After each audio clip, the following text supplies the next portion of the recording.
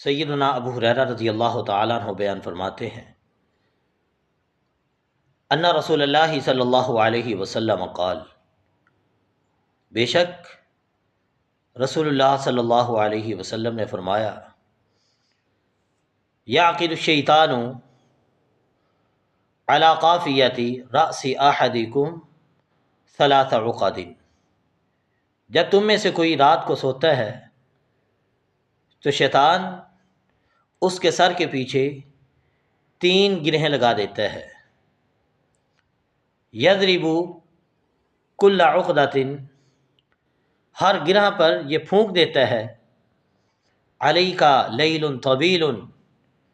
فرقد، کہ تجھ پر رات بڑی لمبی ہے، ابھی سو جا، آرام کر، فإن استيقظ، اگر کوئی بیدار ہوتا ہے، فذکر اللہ، پھر اللہ کا ذکر کرتا ہے، وہ دعائیں، وہ اذکار جو رسول رحمت علیہ الصلاۃ والسلام نے سکھائے ہیں، وہ اذکار کرتا ہے، وہ دعائیں پڑھتا ہے، انحلت عقدہ، تو ایک گرہ کھل جاتی ہے، فإن توضأ، اگر کوئی وضو کرتا ہے، انحلت عقدۃ، تو ایک گرہ کھل جاتی ہے، فإن صلى انحلت عقدۃ، اگر کوئی نماز پڑھتا ہے اس سے بھی ایک گرہ کھل جاتی ہے، یعنی کہ جو شخص صبح بیدار ہوا، اللہ رب العالمین کا ذکر کیا، وضو کیا، نماز ادا کی، اس کی تینوں گرہیں کھل جاتی ہیں، اور نبی صلی اللہ علیہ وسلم نے فرمایا فَأَصْبَحَ نَشِيطًا طَيِّبَ النَّفْسِ،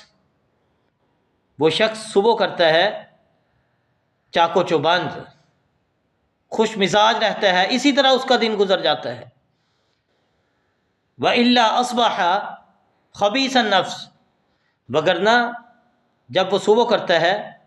تو وہ خبیث النفس ہوتا ہے، کسلانہ،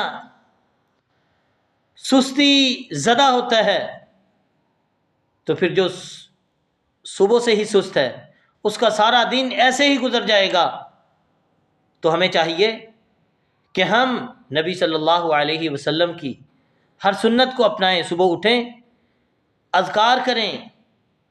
دعائیں پڑھیں جو نبی صلی اللہ علیہ وسلم نے سکھائی ہیں، وضو کریں، نماز ادا کریں،